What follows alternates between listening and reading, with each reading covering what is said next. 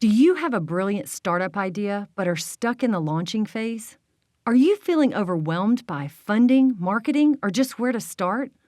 Don't let your startup idea stay grounded. Visit our website at eapla.com to schedule a Blue Couch meeting and launch your startup journey today.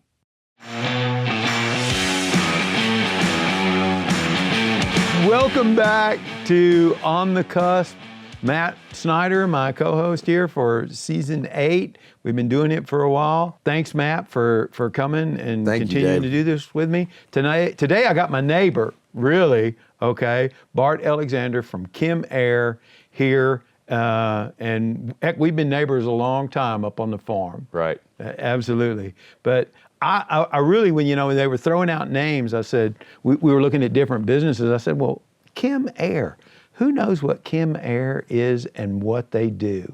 And everybody went, I don't know. Nobody. And you've done a great job keeping it that way. Yeah, we kind of like being off the radar sometimes. Well, now is your time to tell us, what is it you guys do? Well, we do a lot of things, honestly, and sometimes our business is a little bit hard to describe, but we're in the helicopter business. I kind of joke because everybody knows about Metro Aviation and what a phenomenal business they are, and I like to brag that we're the second largest helicopter company in Caddo Parish. So that's not saying much considering how large Metro is, but we're in the aerial application business primarily. So we're in the spraying business. And a lot of folks say, well, so will y'all just do crop dusting? And I guess you could think about it that way. We service some pretty specialty markets. We do a little bit of agricultural work, but it's primarily specialized work in the Corn Belt in the Midwest. That is unique to needing helicopters for certain applications. But really our bread and butter is in the forestry market. We've done a lot over the years, less so nowadays, but a lot of industrial work, maintaining vegetation management on industrial, rights of ways, utility lines, pipelines, things like that. Forestry is really probably our bread and butter. We do, a lot of other unique kind of specialty markets. We have a contract with the state of Louisiana, for example, to do aquatic invasive species control on area lakes and rivers across the state.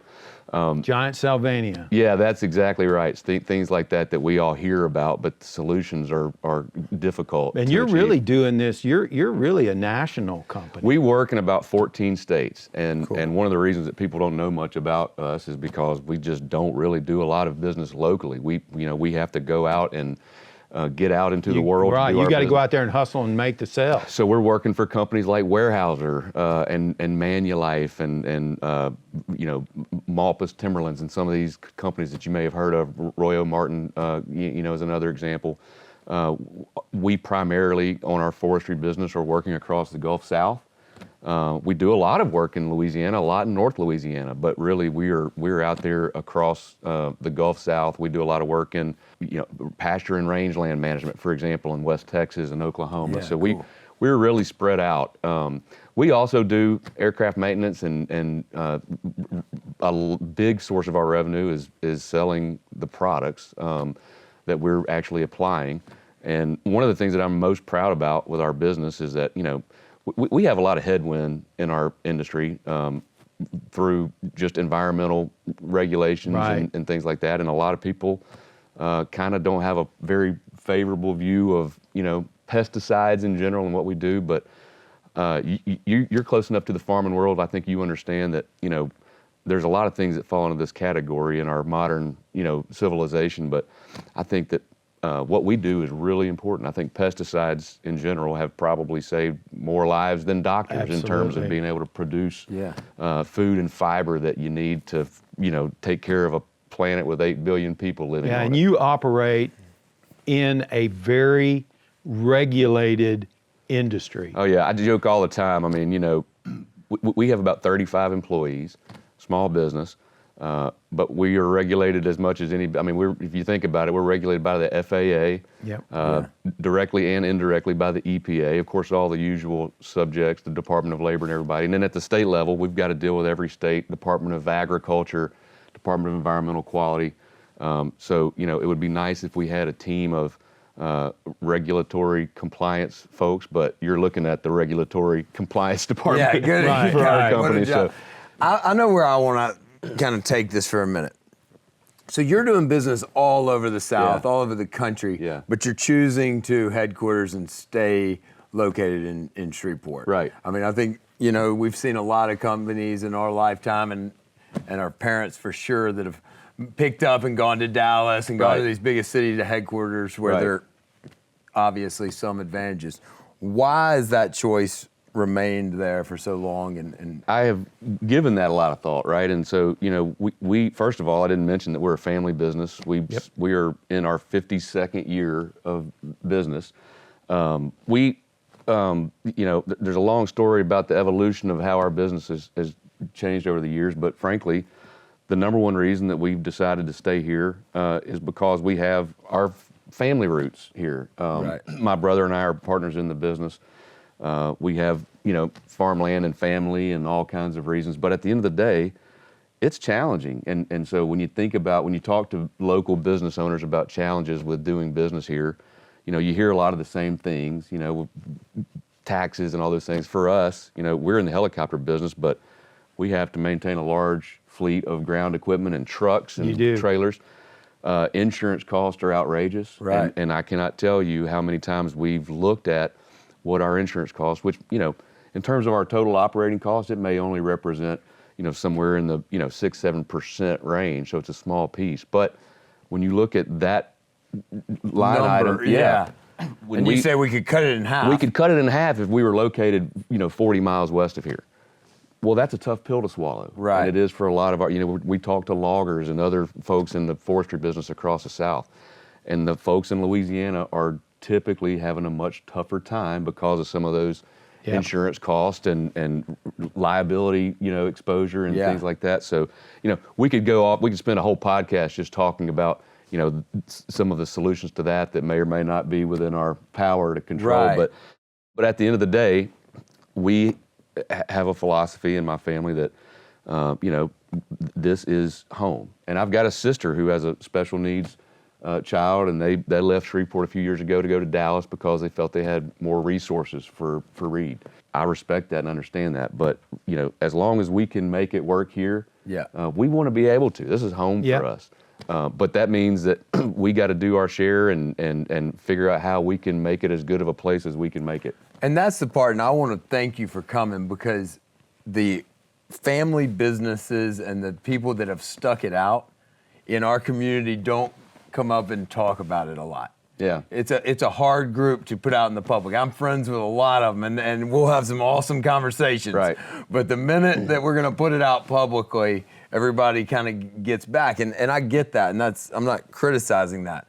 But if we're going to encourage more to do that, in the future to do that, we got to tell that story. And I think ultimately it's going to be to either our detriment or our success, whether those families stay in our area. So I appreciate you doing it. I appreciate you talking about it. I thank you for that. I mean, ultimately for me, you know, if we step back from any one business or any one individual, you know, I love all of the conversation that, you know, those of us that are interested in making Shreveport better and in economic development. I don't claim to know much about it, but we all want the same things. And then of course the questions are, how do you do that? That's right.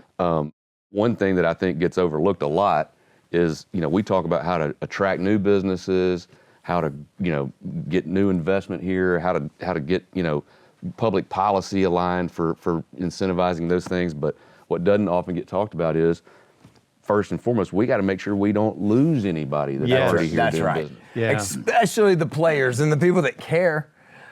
I mean, like, I have heard for years and years, and I do feel like it's getting better, but Shreveport's had this thing, they don't even know who the top is, but it's their job. They need to save us right here. And like, whatever they're doing, whoever they are, that's right. That is not what they ought to do is, I'm like, it takes everybody doing what they can in their small part. I think it goes back to the multi-pack. You know, he was just in here, Justin from multi-pack was just here, you know, and he was so impressed when he moved his family from Virginia here to launch this business in Shreveport. And the day he pulled in with the U-Haul to unload at the house he rented, all the neighbors showed up Yeah. to help him.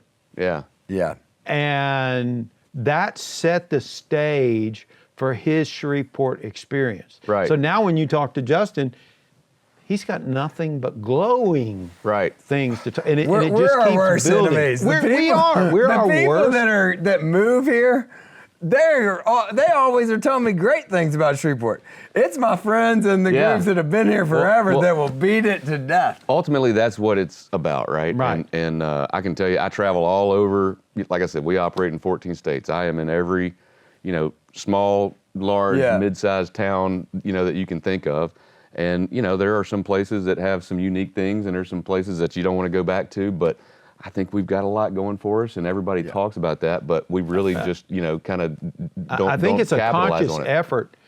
You bring up an incredible point. I think it's a conscious effort we in Shreveport need to focus on, and that is tell our story. Yeah. Tell the positive story. And that's why we started On The Cusp. Right. Tell the positive experience that everybody has so there's some place to go. Because I'm going to tell you, the algorithms are against us. The bad things are going to be at the top all the time. So unless we focus on the positive aspect of the things that are happening here, that story is not going to get told. The momentum's happening though. Like I've always said, forever, Dave, I've said that, when I was a kid, we always used to say Shreveport's 5 to 7 years behind Dallas in the trend. And I was a lot of times said my worry was we were falling 10 to 15 years behind Dallas and 3 to 5 years behind places like Lafayette and Tyler, Texas. And that scared me. Right. I think we're making inroads on that. Absolutely. I travel constantly. I love traveling to and eat and go out and do different things. I think our restaurant scene has caught up tremendously over the last 5 years. I think our cultural scene is changing. And then we have the things that have always been good here. Like y'all talking about the farms and the hunting and that's always gonna be good. We need to talk about it more. I agree. So is this where we get into the culture versus jobs Yeah, debate? This is it. This is it. Let's go. So what do you think? You travel everywhere. You're going out to eat. You're going out and meeting with people.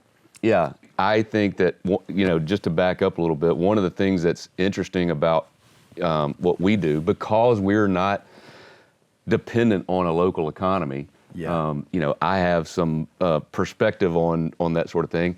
And one of the things that I really love about, since I have decided to be here and that this is home for me, I really just take a lot of pride in bringing as much money as I can from other places back to Shreveport, right? I love awesome. that. I don't want to take my buddy's money. I want to take some guy in Iowa's money, right? Yeah. And so I'm fortunate that Dr. George has that approach too. So the more R&D dollars we win in DOD and we bring it here to Shreveport-based companies, the better off we are. Yeah. Okay. And I just believe that there's a momentum. If the three of us represented the economy of Shreveport and all we did all day was just trade money back and forth. Right. We're not net producing anything. That's right. In all likelihood, one of us would end up with all the money and the other two would go, to work for them or something like that. But the reality is, for our economy to grow, we've got to figure out how to continue to bring that money in by producing, exporting, servicing something outside of Shreveport, right? That's awesome. That's going to take those jobs. And then I think in turn, the income that comes with that helps support the culture that you're going to have. So it is both. But one of the things that we see, we love to talk about not just jobs, but high paying quality jobs. Right. I'm employing a lot of CDL drivers with tanker and hazmat endorsements. Those guys make pretty good money because I'm not competing with folks in my industry specifically. I'm competing with the oil field. Oh, yeah. Yep. And so I'm not losing jobs to Dallas or Little Rock. I'm losing jobs to West Texas when oil's above $60 You're a in barrel. the technology industry. Everything that you do, okay, it depends upon technology. I don't care whether you're talking chemicals or aviation. Right. It's changing that's all it. the time. If you don't stay on top of it and you're not paying the wage that keeps that technical employee there, they're going to where they're going to go. Yeah, and I respect that. I understand it. Right. Right? But I want you bringing the kid that just got out of MIT Right. And I want you to bring him here, and I want you to pay him a ton, and then I want to entertain him. Yeah, that's the whole That's key, what right? I want to do. You know, and you know, there's not to be critical, but there's been some endeavors, let's say, over the past years. I think about the dog park, you know, a few years ago. Those are all great things, but you know, you've got to put the cart ahead of the horse, in my opinion, right? We can't just, you know, create some neat bell or whistle that's going to then draw in something that's going to build the economy. Those things have to be, you know, in lockstep with each other, and we've got to have the economy to support the culture, and they should go up like that together. Yeah, I started my events. I started Derby Day when Moonbot was right across the hall, and Blade Studios was cranking in here. Right. And there was like a buzz, and there was these young people that weren't from here, and it worked. And then as that vacuum kind of left out, it got harder at times, you know, and then I feel like we're coming back out of that. But I mean, that is real. You feel that. There's only so many people that'll buy a $100 ticket to something, you know, like you got to have more of them, and they got to be making money. But at the end of the day, for me, the culture thing is not as much about what you know, is on the list of things to do. It's about what you really said earlier, and who is pouring into it and who wants to create opportunities. Because, you know, you ask about why Shreveport. There's a verse in the Bible in Jeremiah I love, and it says, you know, seek the welfare of the city where I've sent you, because in its welfare you will have welfare. I love that verse because it's like, you know, and look, that's why my wife is the wellness director at the YMCA. I think the YMCA is doing awesome things. The culture that new Y has created in South Shreveport is unbelievable. I've never seen any of these people. And look, and they're out and the things that they're doing in addition to just those new facilities. We're working. I helped Gary Lash, you know, with some of the fundraising for the new Little League park, which is hopefully going to be starting soon. Those are the kinds of things that when we talk about culture, it's not just restaurants and music and bars. It's all of us pouring back into the city. You move to town and you take your boy to play baseball in that old dusty Little League. You're like, where am I? It hadn't changed, you know, in 30 Since years. we were kids, you know. Except the bathrooms don't work now. Right. So that is all culture. I think it's easy to. You're right to point at those like, you know, music festival items. It's very but that broad. baseball park is just as important. Yeah, absolutely. It's very broad. It's not one thing. And I hear a lot about the Little League fields, because a lot of people here at the BRF, you know, they have young families, and they're all playing that, and they're going to Broussard, and they're going to Sterlington, and that complex in Ruston, and I'm hearing about it, and I'm going. No, you'd be sitting in Little League, and you're sitting there, and you're looking at the people in the crowd, and you're like, why are we playing? This looks exactly the same as when I was here. Absolutely. So it's much bigger. It's much bigger than one thing. Right. It's all the things. It's everything. Yeah. All right. And I think you're right. It's not something that we're going to solve in a day. Yeah. All right. Or even one administration. Right. All right. I think it's all of us constantly pushing across the board.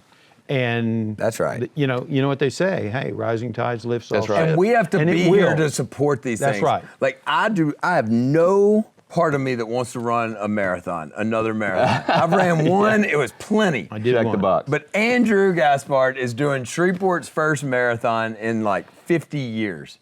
And I'm like, I cannot complain about us not having things. That's right. Now you got a I'm marathon. healthy enough, and I could run a support him, marathon. but I'm not going to run. So I'm out there training, and I tell him, and he's the nicest guy in the world. And I said, I am cussing you every day while I'm getting ready for your marathon. But but you know, it's a great point, because you're saying we got to one thing at a time, and it's not any one thing. And that's why I say when we talk about culture versus jobs, it's really the same with the jobs too, right? I mean, we started off by saying we got to protect those businesses that are here.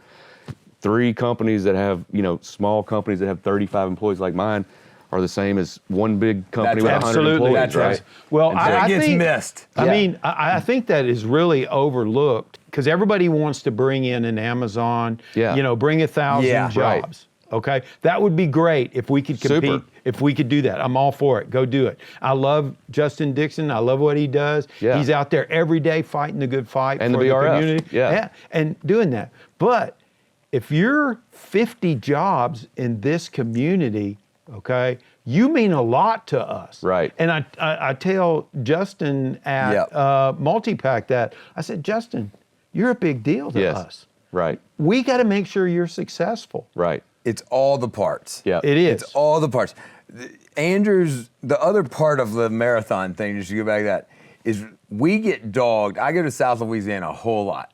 And South Louisiana people have nothing nice to say about us. I mean, but something like his marathon will bring those people up here. Yeah. They'll see a part of town that's really booming and doing great.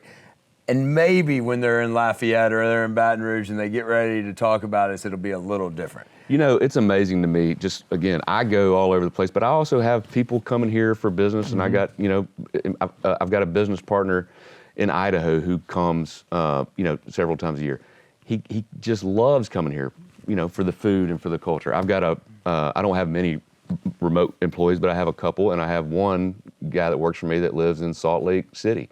He comes to town a couple times a year. His favorite thing to do, I can't believe that, this would never occur to me. He loves to go downtown at twilight and walk across the Red River Bridge. And I'm like, you're going to get killed by a truck. Yeah, somebody's going to hit you, man. But he loves it. I mean, that's like, he just thinks that's the most beautiful thing. And so I'm saying, you just don't know the kinds of things that people that aren't from here, Right. we grow up around. So we have a lot of cool things. We just got to be able to kind of, like you said, promote them and advertise them, and more than anything. Yeah. Stop. I think that one of the things we can do as a community is stop the negativity. You bet, yeah. Especially the people like us that are leaders in our circles. I go to the country club, I go to the golf course, and I finish golfing, and I walk into the grill, everybody's eating lunch, and so many of the packs of tables are just dogging Shreveport. Right. Yeah, but Gregory Kallenberg make said it something this uncool. week, okay, and I totally agree with him on this, and it hurt me. He says the first thing we do is apologize for Shreveport. Yeah. And I sat there when he said that, and I said, damn, you're right. I'm apologizing for the fact that we're not New Orleans. Right. Okay? I'm never going to do that again. Okay? Yeah. We are who we are, and we got to build on that. I was in New Orleans this last week, and I gotta tell you the story, Dave, because you'll love it. Jordan Davis from Shreveport. And where I'm in New Orleans, and he's the halftime show at the Saints home opener, and they introduce him as Louisiana native, and I was like, look, they're now leaning you're on proud us. of us. Yeah. I like that. Yeah, That I was is like, great. that's our guy. Yeah, I love it. All right. Well, Success Bart, stories. thank you so much. Thank y'all for Thanks having me. for coming. This This has been fun. been great. Yeah, I appreciate y'all Thank letting you. me come in. Thank you, man. All It was a right, blast. You bet. All right.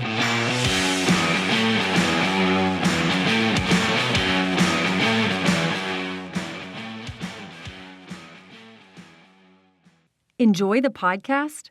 We would love your feedback about today's show and who you think should be our next guest. Send us an email at info@eapla.com. Also, be sure to share the show and leave a comment on our social media post.